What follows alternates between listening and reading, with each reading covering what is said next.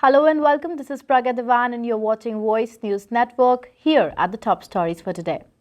In a rare measure, all federal prisons in the US have been placed on lockdown after a gang fight left 2 inmates dead at a facility in Texas.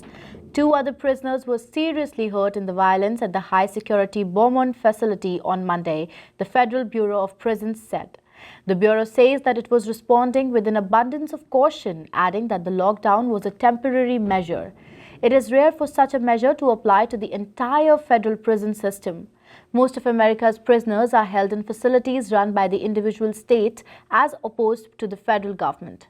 The BOP has 134 facilities housing more than 150,000 inmates around the U.S., according to the latest information on its website.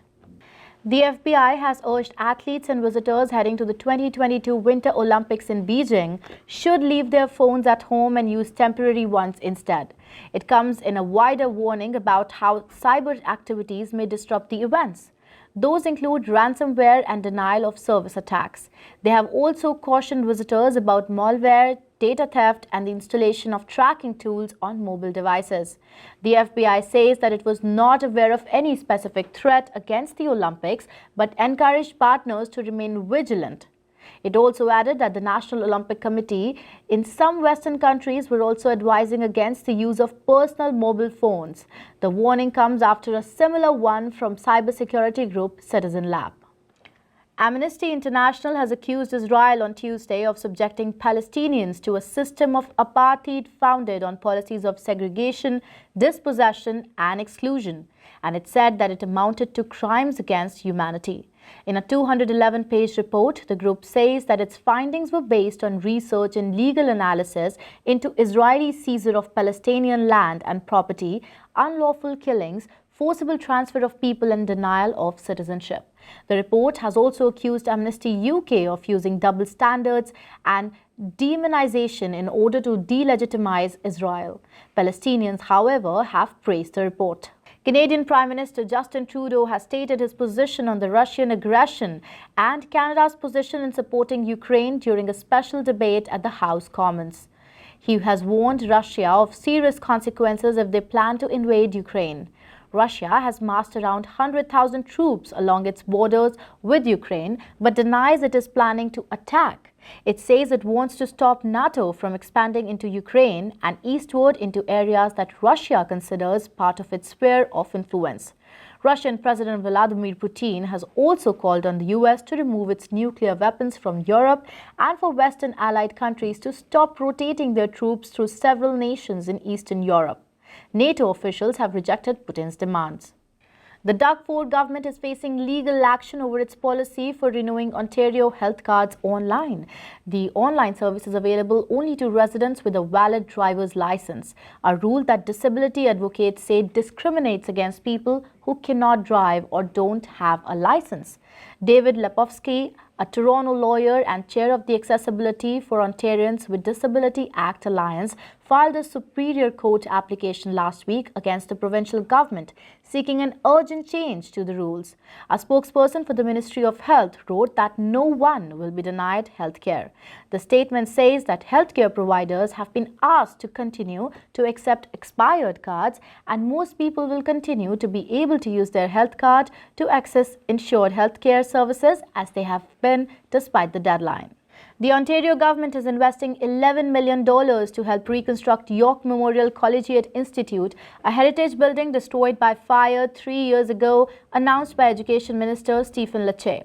The minister says in his announcement that York Memorial Collegiate Institute has served families for generations, and they are here to determine to rebuild the school for the community after the devastating fire in 2019. The investment will deliver a modern school that is fully accessible, digitally connected, with state-of-the-art ventilation that will ensure students are inspired to learn, discover, and create. He said that there will be 368 new student spaces for a total of 1,300 spaces for students at the school. Moses Jamosley, the actor best known for his role in The Walking Dead, has died. He was 31. His talent agent has confirmed his death in a statement to The Hollywood Reporter on Monday. The actor was found dead in Stockbridge, Georgia, a city 30 minutes south of Atlanta. He was reported missing by his family earlier this week. The matter is being investigated. He was born in Aiken, South Carolina, an Atlanta-based actor. He studied criminal justice at Georgia State University. Jamosley modeled for some years before moving into acting with extra work in Georgia short films such as The Hunger Games, Catching the Fire. His other television credits include HBO's Watchmen, BET's American Soul, and USA Network's Queen of the South. The second season of Tom Hiddleston's starrer Loki has been confirmed to be under development. Late last year, it was reported that Loki would start prepping for its second season in February 2022, with filming starting in June. While any specific dates were not announced yet, they did confirm that the shoot will take place at Pinewood Studios in England. Loki is a television series created by Michael Waldron for streaming service Disney Plus based on Marvel Comics, featuring the character of the same name. It is the third television series in the Marvel Cinematic Universe. A Canadian Actors Union has filed grievances against two production associations claiming unequal treatment of BIPOC performers in hair and makeup services on the sets. National President of Alliance of Canadian Cinema, Television and Radio Arts, Eleanor Noble, says that its members who are Black, Indigenous or people of color regularly show up for work on set to find hair and makeup artists who are unprepared to work on their hair or skin tones. Among other demands, ACTRA wants all hairstylists and makeup artists on productions to be adequately trained to work with all performers regardless of their skin tone, facial structure or hair texture, and provide a full range of products and equipment on set. Arigato, a new Toronto-based gift box service, has launched a program to donate care packages to frontline healthcare and community workers in the Greater Toronto area using locally sourced products. The care packages include an assortment of high-quality gifts such as premium tea sachets, aromatherapy candles, handmade soap bars, and more. The Hospital for Sick Children and Community Living Toronto are two of the organizations receiving donations. Customers wishing to donate can visit the GoFundMe page set up by the co-founders, or they can visit the Arigato website and purchase care packages, which will go to the frontline workers of either organization. The Ontario government is investing approximately $1.7 billion over 2 years in the SAFO and Vital Communities grant program to strengthen community services and well-being across the province by encouraging community collaboration to help fight the rapid increase in cybercrime.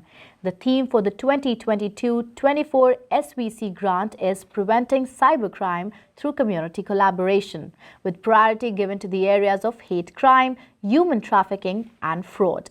This new investment will help community-based not-for-profit organizations and First Nations band councils implement local safety and well-being projects focused on awareness building and prevention of cybercrime. An investment of $8 million in 21 organizations across Canada have been announced to advance innovative applications that focus on Earth observation challenges and development priorities. Satellites provide a unique perspective of the planet. It supports cutting-edge science and enable applications and services in many areas critical to the health and well-being of Canadians. The $8 million funding will be delivered through the Canadian Space Agency's Smart Earth initiative, designed to challenge Canadian organizations to solve issues using satellite data and help solve tangible problems faced on Earth. And that is it in today's bulletin. Thanks for watching.